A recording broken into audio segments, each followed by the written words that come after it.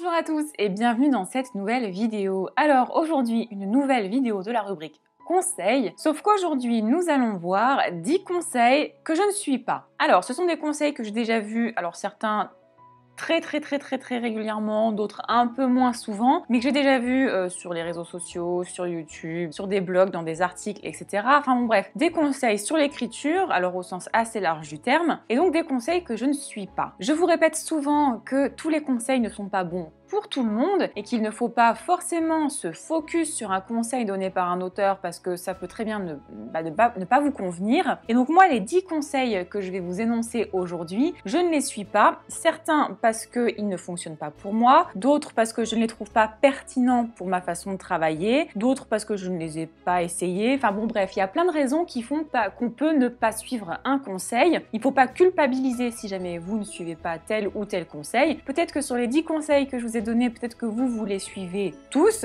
et c'est très bien. Mais voilà, le but de cette vidéo, c'est de vous montrer que voilà, je suis toujours à répéter qu'il ne faut pas forcément suivre tous les conseils et je voulais vous montrer que j'applique un petit peu ce que je dis dans mes vidéos et donc je vais vous lister 10 conseils que je ne suis pas.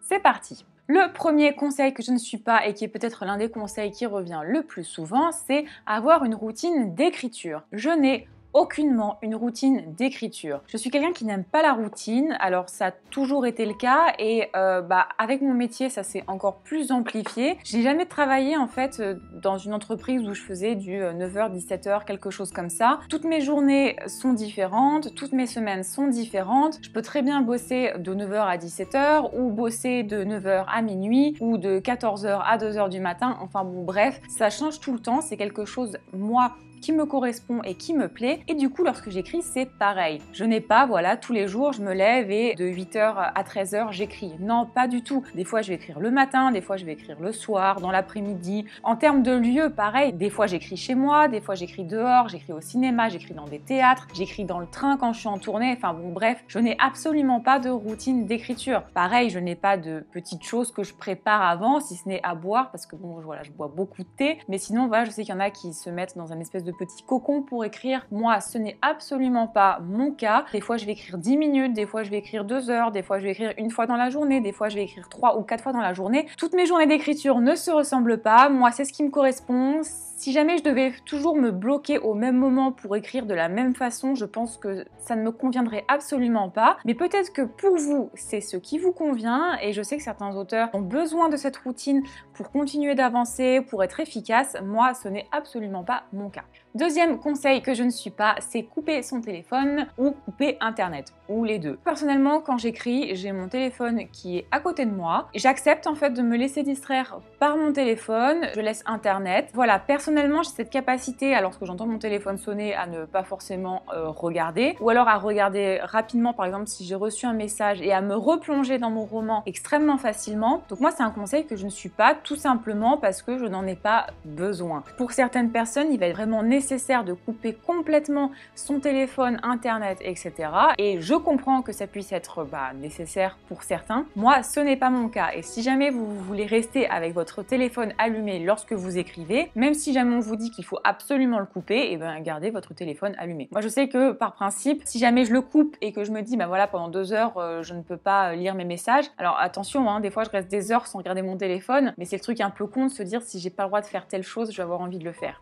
Bon, bref. Toujours est-il que moi je ne coupe pas mon téléphone, je ne coupe pas Internet. En plus de ça, moi je fais des recherches au fur et à mesure que quand j'écris, que ce soit des recherches sur le fond du roman, tout ce qui est scientifique, etc. J'ai besoin de m'appuyer sur des choses qui sont concrètes, ou alors conjugaison d'un verbe, un synonyme, vérifier la définition exacte d'un terme, etc. Donc voilà, moi je ne coupe pas Internet et je ne coupe pas mon téléphone. Troisième conseil que je ne suis pas, c'est se fixer un nombre de mots. Alors ça, j'en ai déjà pas mal parlé ici et principalement sur Instagram. Comme je le disais un petit peu plus tôt, moi des fois je vais écrire 10 minutes, des fois je vais écrire 2 heures, enfin je n'ai pas un objectif en fait qui m'est fixé. Les seuls moments où je me fixe des objectifs, c'est quand je fais mes défis sabliers et donc je vais prendre un sablier alors de 10, 15, 20, 30 minutes, 60 minutes, 2 heures, peu importe, j'en ai de toutes les durées. Et voilà, je vais me dire, j'écris durant toute la durée de ce sablier. Mais avoir un nombre de mots, moi personnellement en plus j'écris à la main donc ça n'a absolument aucun sens, mais je sais que cet objectif de mots bloque beaucoup de monde. Alors Alors pour certaines personnes, ça peut être très utile. Pour certains auteurs, par exemple, qui vivent de leur plume et qui sont obligés d'avoir un espèce de rendement, en fait, ça peut se comprendre aussi également. Moi, c'est pas mon cas, donc je préfère faire comme ça vient. Si jamais je devais absolument respecter un nombre de mots, ça me bloquerait complètement. Et pareil, en termes de temps, je préfère utiliser les sabliers parce que j'ai moins cette notion de, par exemple, je regarde mon ordinateur, je me dis, bah voilà, il est 14h et j'écris jusqu'à 14h30. Moi, ça me bloque un petit peu. Je préfère avoir un sablier qui va s'écouler durant 30 minutes. Alors certains vont me dire, mais c'est exactement la même chose, ça dure 30 minutes. Mais je trouve que le rapport qu'on a au temps, du coup, change un petit peu. Donc voilà, je ne regarde pas forcément l'heure quand j'écris et je regarde encore moins le nombre de mots. Et de toute façon, j'écris à la main, donc ce serait un petit peu compliqué de calculer. J'ai pas m'amuser à la fin de chaque phrase, de compter le nombre de mots, de faire le total, enfin bon, bref. Voilà. Si vous comptez les nombres de mots et que ça vous motive, c'est très bien. Si vous ne le faites pas, eh bien, continuez comme ça. Quatrième conseil que je ne suis pas non plus, c'est écrire dans le silence. Alors, des fois j'écris dans le silence, des fois j'ai besoin d'écrire dans le silence, mais souvent j'écris avec de la musique et parfois même j'écris avec des séries qui tournent en fond. Alors là, je sais qu'il y en a qui vont me dire, mais comment tu fais? T'es pas attiré par la série, le film ou quoi que ce soit? Alors, il faut savoir que c'est souvent des films ou des séries que je connais par cœur et que je n'ai pas besoin de suivre. Je les mets vraiment très très faibles dans le fond, mais je ne sais pas pourquoi. Par moment, ça me motive. Par moment, j'ai besoin d'avoir ça pour continuer à écrire. Et à l'inverse, comme je le disais, des fois, j'ai besoin d'écrire dans le silence le plus total. Ça dépend vraiment des fois. Donc voilà, ça dépend, ça dépasse. Et du coup, je ne m'impose pas soit d'écrire tout le temps avec de la musique, par exemple, soit d'écrire tout le temps dans le silence. Je fais en fonction de mes envies, en fonction de mes besoins à l'instant T, et je ne me pose pas la question. Cinquième conseil, alors là on va parler plus de l'écriture et du récit en tant que tel, ne pas frustrer le lecteur. Alors ça c'est un conseil que j'ai vu chez plusieurs auteurs, même chez des grands auteurs, et moi je ne suis pas tout à fait d'accord. Alors forcément je ne parle pas de frustrer le lecteur par exemple sans faire de fin par exemple, ou en ne répondant pas à, je ne sais pas, la moitié des questions qui sont posées dans le roman, mais par contre laisser le lecteur sur certaines petites interrogations, moi c'est quelque chose qui me plaît. Dans mon premier roman Les Origines, la fin c'est tout à fait ça. Je laisse sur une question qui est ouverte parce que j'ai aussi envie d'écrire une suite. Alors pas cette année, je pense que ça sera l'année prochaine que ça tombera. Mais voilà, je sais que cette fin, il y en a plein qui adorent, il y en a plein qui me posent des questions justement. Ça a déplu à certaines personnes, voilà, on va pas se mentir, mais je l'assume complètement. Voilà, donc ce truc de ne pas frustrer le lecteur, eh bien moi je suis pas complètement d'accord, et en tout cas je ne suis pas forcément cette règle, parce que j'aime bien, surtout sur les fins de romans, laisser un petit truc qui peut donner envie de lire la suite, ou de se replonger dans le roman pour essayer de trouver les réponses, etc. Moi en tant que lectrice, c'est quelque chose qui me plaît, mais alors faut pas non plus me laisser avec, voilà, comme je le disais, la moitié des questions du roman sans réponse, ou sans réelle fin, etc. Là c'est un petit peu extrême, mais un petit peu comme ça, à droite à gauche, moi j'aime bien. Sixième conseil que je n'écoute pas du tout, c'est le conseil de n'écrire que lorsque l'on est en forme. Alors en forme ou dans le bon mood, ou alors avec l'envie à 100% d'écrire, 100% motivé, etc. Alors il y a des personnes qui vont vous dire, si tu ne suis pas ce conseil, ce que tu vas écrire, ça risque d'être mauvais. Moi je ne suis pas d'accord, comme je le disais, j'écris n'importe quand, dans n'importe quelle condition, et des fois je vais écrire quand je vais être fatiguée, des fois je vais écrire quand je vais être malade, des fois je vais écrire quand je vais être stressée, etc. Déjà parce que ça me fait du bien, et parce que même si au final quand je suis fatiguée, quand je relis ce que j'ai écrit, je me rends compte que c'est pas forcément aussi bien que lorsque je suis à 100% de mes capacités, mais j'avance quand même en fait. Voilà, donc je n'attends pas d'être au top de ma forme, je n'attends pas d'être au top de la motivation pour écrire. D'ailleurs, ça renvoie un petit peu à la vidéo que j'avais fait sur la motivation et sur mon organisation pour écrire. Mais voilà, ce truc de écris seulement si t'es au top du top, sinon tu risques d'écrire quelque chose de mauvais. Moi, c'est un conseil que je ne suis absolument pas. Septième conseil que je ne suis pas, c'est lire d'autres genres que le genre que j'écris. Alors ça, je sais qu'il y a beaucoup d'auteurs qui le conseillent parce que ça apporte beaucoup, parce que effectivement, en fait, dans un roman, même si jamais c'est un genre, on va retrouver certains éléments qu'on peut retrouver dans d'autres genres. Et je comprends ce truc de dire, si tu lis d'autres genres littéraires, ça peut t'apporter en tant qu'auteur, ça peut apporter à ton récit, à ta narration, etc. Et alors moi, je ne le fais pas parce que je trouve que ce conseil est nul, absolument pas. Je ne le fais pas parce que j'ai pas envie.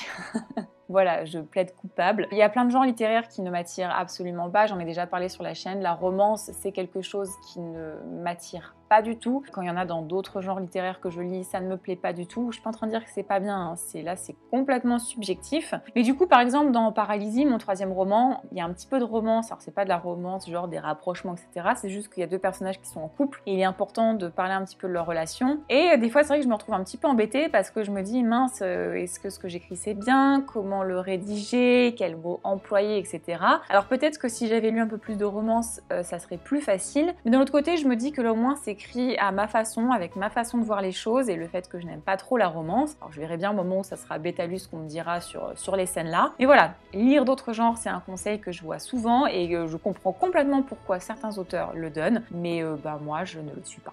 Voilà. Huitième conseil que je ne fais pas, c'est relire les derniers paragraphes écrits lors de la dernière session d'écriture avant d'attaquer la session d'écriture en cours. Alors moi, c'est quelque chose que je ne fais pas du tout, je ne me replonge pas dans les dernières phrases que j'ai écrites, sauf si jamais il va y avoir un laps de temps énorme entre mes sessions d'écriture, mais sinon, je continue d'avancer. Moi, la particularité, c'est que comme j'écris à la main et que je retape à l'ordinateur, quelque part, je me replonge quand même d'une certaine façon dans ce que j'ai écrit. Souvent, je réécris 2-3 chapitres à la fois, et c'est pas au moment d'écrire en fait que je vais relire ce que j'ai déjà écrit avant. Plein d'auteurs en fait qui mettent ce conseil en avant en expliquant que ça permet d'avoir une meilleure continuité, de s'être replongé dans les dernières phrases. Du coup, on va rester dans le même style, on va être sûr d'être en termes de temporalité, etc. que ça colle mieux. Je peux complètement comprendre les auteurs qui font ça. Moi, je ne le fais pas. J'ai pas l'impression que ce soit gênant lorsque je suis à la réécriture. J'ai pas des grosses coupes en fait où je me dis mince, là ça se voit que j'ai pas écrit pendant plusieurs jours à ce moment-là, etc. C'est pas un retour que j'ai non plus de mes bêta lecteurs, donc je pense que moi ce conseil ne me sert pas trop. Surtout qu'en plus que lorsque je commence à écrire, j'ai pas de problème de motivation ou quoi que ce soit, ou alors je sais qu'il y a certains qui vont effectivement relire les derniers paragraphes pour se motiver, pour se replonger dedans. Moi j'en ai pas spécialement besoin. Alors là encore, hein, comme tous les autres conseils, je dis pas que ce sont des bons ou des mauvais conseils, je dis pas que c'est bien ou pas bien de les suivre. Moi je vous dis juste que je ne le suis pas. Neuvième conseil que je ne suis pas, et ça concerne la réécriture, c'est la réécriture par couche. J'en ai déjà parlé dans ma vidéo sur la réécriture. Il y a des auteurs qui, lorsqu'ils vont réécrire leur roman, vont procéder vraiment par couche. Déjà, tout ce qui va être le fond, ensuite la forme, et dans la forme, en fait, on va voir différentes couches. Par exemple, la première va concerner les dialogues, la seconde va concerner les descriptions, après ça va traquer toutes les lourdeurs, etc. Moi, c'est vrai que je ne fonctionne pas comme ça, je n'y arrive pas, en fait, tout simplement. Lorsque je travaille sur le fond, je vais également travailler sur la forme parce que pour moi, je n'arrive pas à les dissocier. Pour moi, elles sont vraiment liées. Et pareil, en fait, lorsque je travaille sur les dialogues, par exemple, si juste après il y a des descriptions et que ça ne me plaît pas, je ne suis pas capable de me dire ça attendra la prochaine réécriture. Dans tous les cas, je fais plusieurs réécritures, donc même s'il y a quelque chose qui est un peu passé à la trappe, je vais le voir lors de la réécriture suivante. Mais voilà, le fait de faire vraiment des couches très marquées, moi, c'est un conseil que je ne suis pas, tout simplement parce qu'il ne me convient pas. Si vous, il vous convient, c'est très bien. Si vous voulez tester, libre à vous. Mais par contre, si ça ne vous convient pas, vous êtes comme moi et continuez de réécrire comme vous avez l'habitude de réécrire. Dixième conseil que je ne suis pas, en fait je l'ai gardé pour la fin parce qu'en fait ce ne sont pas des conseils mais c'est des espèces un peu de règles cachées derrière le mot conseil et que je n'aime pas trop. C'est en fait tous les interdits du genre ne pas mettre d'adverbe, ne pas mettre de participe présent, ne pas utiliser la forme passive, etc. etc. Bon, souvent les conseils de ce genre sont un petit peu plus nuancés en disant il ne faut pas abuser des adverbes, il ne faut pas abuser, etc. Mais cette notion de il ne faut pas abuser, je trouve que du coup on a l'impression que si tu mets un adverbe ou un participe présent ou si tu as le malheur d'utiliser la forme passive à un moment dans ton roman, eh bien c'est pas terrible et on te le passe parce qu'il n'y en a pas beaucoup, mais franchement, c'est pas génial. Alors, je peux comprendre le fait de retirer les adverbes, les participes présents, de pas en avoir trop. C'est comme tout, en fait, je pense que n'importe quoi, faut pas en abuser. Moi, j'ai pas spécialement de problème avec les adverbes. Par moment, un peu beaucoup de participes présents et je me rends compte que ça alourdit un petit peu, mais lorsque j'écris, en fait, je n'essaye pas d'absolument éviter d'en mettre. Je peux comprendre le conseil pour les adverbes, par exemple, si le fait d'utiliser un adverbe, par exemple, va vous empêcher d'utiliser le mot adéquat. Par exemple, parler doucement, oui, forcément, de dire murmurer, ça sera plus précis, ça évitera d'utiliser toujours le mot parler, dire, etc. Et là encore, le truc de il faut jamais utiliser de verbes faibles, ça reste des verbes hein, qui sont dans le dictionnaire, donc c'est pas interdit à un moment de dire,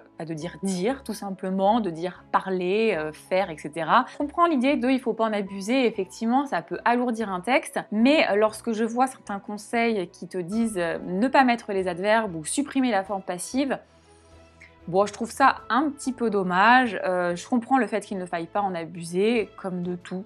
En fait, je pense que tout est une question d'équilibre. Mais à force d'avoir ces conseils qui reviennent tout le temps, il y a des auteurs, lorsqu'ils débutent, eh ben, ils vont absolument tous les supprimer. Ils vont faire une espèce de traque aux adverbes pour qu'il n'y en ait plus dans leur roman. Et voilà, moi, c'est un conseil que je ne suis pas, en fait. Voilà. Je ne m'interdis absolument rien. Je ne supprime absolument rien. Enfin, aucune catégorie de mots, en fait. Aucune catégorie de forme. Voilà, la forme passive, moi, j'en ai un petit peu...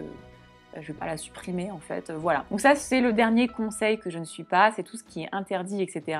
De base en fait, j'aime pas trop ce genre de truc, je pense que vous commencez à le comprendre si vous avez déjà regardé d'autres vidéos sur ma chaîne ou si vous me suivez sur Instagram. Donc voilà, les interdits, moi ce sont des conseils, que je mets entre guillemets, que je ne suis pas. Tout simplement. Voilà, la vidéo est terminée. J'espère que cette vidéo vous permettra de vous rendre compte qu'il y a des conseils qu'on voit des fois partout et que certains suivent, d'autres non. Peut-être que 95% des gens vont suivre un conseil, mais vous pas, vous serez dans les 5%. Voilà, il faut faire attention avec tous les conseils qu'on a. J'avais fait une vidéo sur le fait qu'il y avait de plus en plus de conseils et est-ce qu'il n'y en avait pas un petit peu trop. Et je sais qu'on peut être un petit peu perdu parfois avec tous ces conseils, surtout lorsqu'on se rend compte que on ne suit pas forcément les choses qui nous sont conseillés. Voilà, moi je vous ai donné 10 choses que je vois très souvent sur les réseaux et que je ne suis absolument pas. Je vous ai expliqué du coup pourquoi. J'espère que ça vous permettra un petit peu de dédramatiser voilà, tous ces conseils, de déculpabiliser si vous également vous ne les suivez pas, alors que ce soit ces conseils-là ou d'autres. Peu importe, comme je le dis tout le temps, les conseils que moi je vous donne, ce sont des conseils, ce ne sont pas des règles et la preuve en est. Il y a des conseils que je ne suis pas tout simplement parce que ce ne sont pas des règles. Je vais m'arrêter ici pour la vidéo, j'espère qu'elle vous a plu. N'hésitez pas à votre tour à me dire dans les commentaires quels sont les conseils que vous voyez partout mais qui ne fonctionnent pas chez vous. Et en attendant de nous retrouver dans une prochaine vidéo, écrivez bien!